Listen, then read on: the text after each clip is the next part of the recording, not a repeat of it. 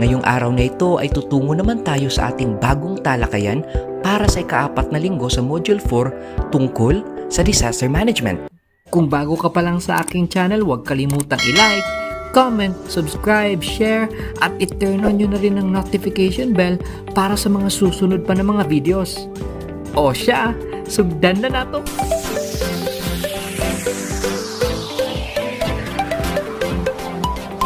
Tayo'y nakaangkla sa most essential learning competency na natutukoy ang mga paghahandang nararapat gawin sa harap ng panganib na dulot ng mga suliraning pangkapaligiran.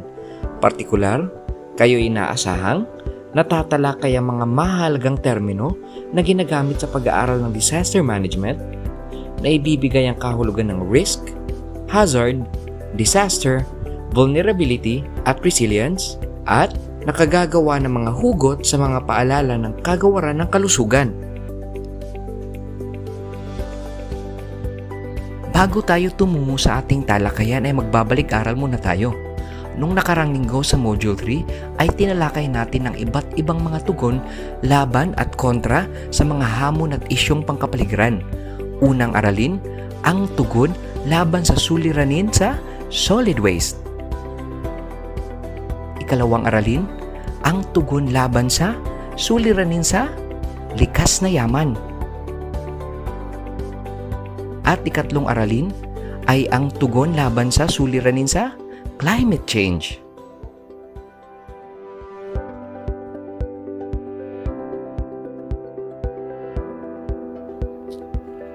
Malaki ang ginagampanan ng disiplina sa pagharap ng iba't ibang mga kalamidad.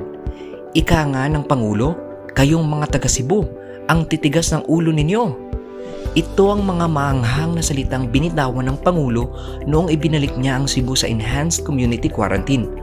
Totoo man o hindi, ang sinabi ng Pangulo, hindi na ito mahalaga. Kinabukasan, matapos bitawan ng Pangulo ang mga salitang ito, dumating ang kalihim ng kagawaran ng kapaligiran at likas na yaman na si Roy Cimatu at ilang daang sundalo para pamahalaan ang pagtaas ng bilang ng COVID-19 positive sa Cebu.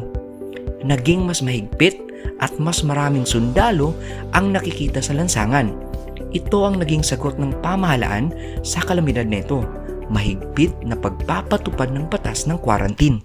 Samahan ninyo akong balikan natin ang isa sa pinakamalagim na araw sa Naga City sa Cebu. Umaga ng ika-20 ng Setyembre 2018, isang malagim na balita ang gumising sa mga Cebuano. Isang malaking tipak ng lupa sa bundok ng Tinaan, Naga City, Cebu ang gumuho. Humigit sa 300 pamilya ang nagsilikas at may ilang residente sa nasabing lugar ang natabunan ng landslide. Ngayon, ano ang unang bagay na papasok sa isipan mo nang marinig mo sa radyo o makita mo sa TV ang mga larawang ito? Ano kaya ang naging dahilan nito? Ito ba ay natural o gawa ng tao? Mapaghahandaan ba ito? Hindi na siguro bago ang mga balitang ganito sa ating bansa at hindi rin mauubusan ng halimbawa sa Pilipinas kung pagguho ng lupa ang ating pag-uusapan. Ngunit ang mas malaking katanungan ay, lahat ba ng mga landslides ay natural at dulot ng natural na proseso ng ating kalikasan? Kung ito ay mangyayari sa inyong lugar, alam mo ba ang iyong unang gagawin? Saan ka dudulog? Sino ang tutulong sa iyo? Ang simpleng sagot, ang pagiging ligtas ng isang komunidad sa mga sakuna ay nakasalalay sa pagkakaroon ng isang mahusay na disaster management. Ayon sa Disaster Management Handbook ng Asian Development Bank, ito ay isang dinamikong proseso na sumasakop sa pamamahala, pagpaplano, pag-organisa, pagtukoy ng mga kasapi, pamumuno at pagkontrol. Kabilang din dito ang iba't ibang organisasyon na dapat matulungan at magkaisa upang maiwasan, maging handa, makatugon at makabangon ng isang komunidad mula sa epekto ng sakuna, kalamidad at hazard. Ayon dito, ang disaster management ay isang applied science na naglalayon sa pamamagitan ng sistematikong pagmamasid at pagsusuri sa sakuna na mapabuti ang mga hakbanging may kinalaman sa prevention, mitigation, preparedness, emergency response at recovery. Sa ating pag-aaral ng disaster management, mahalagang alam natin ang pagkakaiba ng mga ginagamit na termino at konsepto. Ang sumusunod ay mga piling salita na paulit-ulit na ginagamit at magkalapit ang kahulugan. Ito ay hango mula sa aklat na pinamagatang Disaster Risk Management System Analysis, a guidebook ni Stephen Bass noong 2008 at isinalin sa Filipino. Una ay ang simbolo o termino ng hazard o banta. Ito ay tumutukoy sa mga banta na maaaring dulot ng kalikasan o ng gawa ng tao na kung hindi maiiwasan ay maaari itong magdulot ng pinsala sa buhay, ari-arian at kalikasan. Ito ay mangyayari pa lang. Ngayon, may dalawang uri ng hazard. Una, ang anthropogenic hazard o human-induced hazard.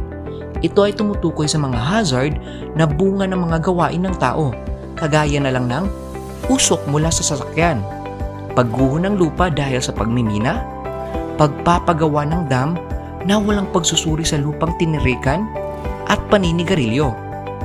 Pangalawang uri ng hazard ay ang natural hazard. Ito ay tumutukoy sa mga hazard na dulot ng kalikasan. Halimbawa na lang, pagputok ng bulkan, ang mga bagyo, tsunami, lindol, at mga paparating na pandemya. Sumunod na termino ay ang disaster o kalamidad. Ito ay tumutukoy sa mga pangyayari na nagdudulot ng panganib at pinsala sa tao, kapaligiran, at mga gawaing pang-ekonomiya.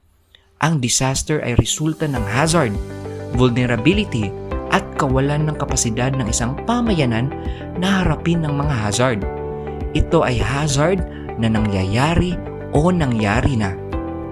Sunod na termino ay ang vulnerability o kahinaan. Tumutukoy ito sa tao, lugar at infrastruktura na may mataas na posibilidad na maapektuhan ng mga hazard.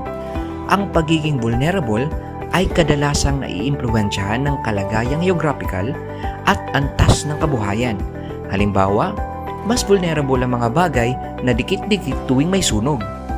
Mas vulnerable naman ang mga taong nakatira sa gilid ng bundok kung magkakaroon ng pagguho ng lupa.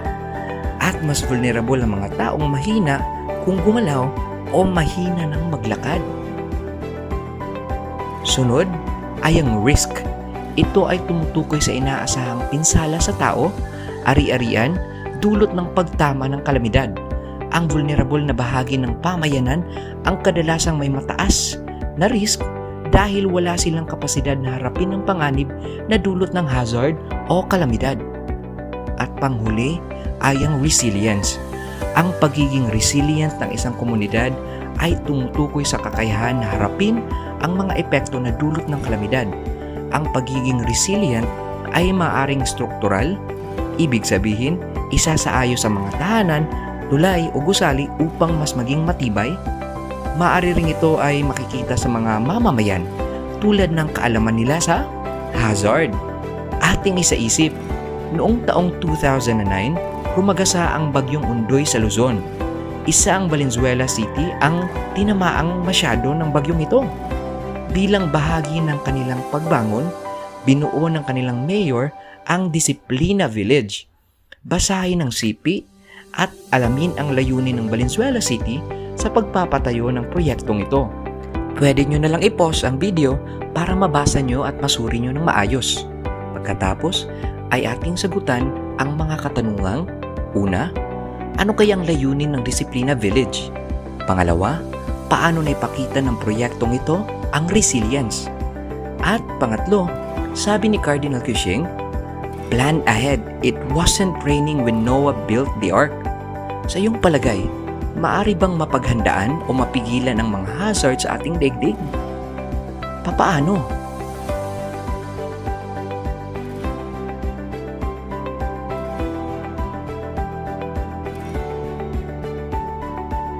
Isagawa o pagyamanin pa.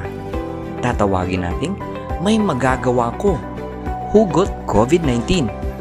Hindi biro ang pandemya ng COVID-19. Ilang libo na ang nahawaan, ilang libo na rin ang namatay dahil dito. Ang kagawaran ng kalusugan o Department of Health ay mayroong 6 na payo o paraan upang maiwasang mahawaan ng COVID-19. Gumawa ng hugot para sa mga bawat paalala. Binabati ko kayo. Natapos din natin ang talakayan sa Module 4. Ito pa rin si Sir Mike Sabanal. Sa muli nating pagkikita, paalam!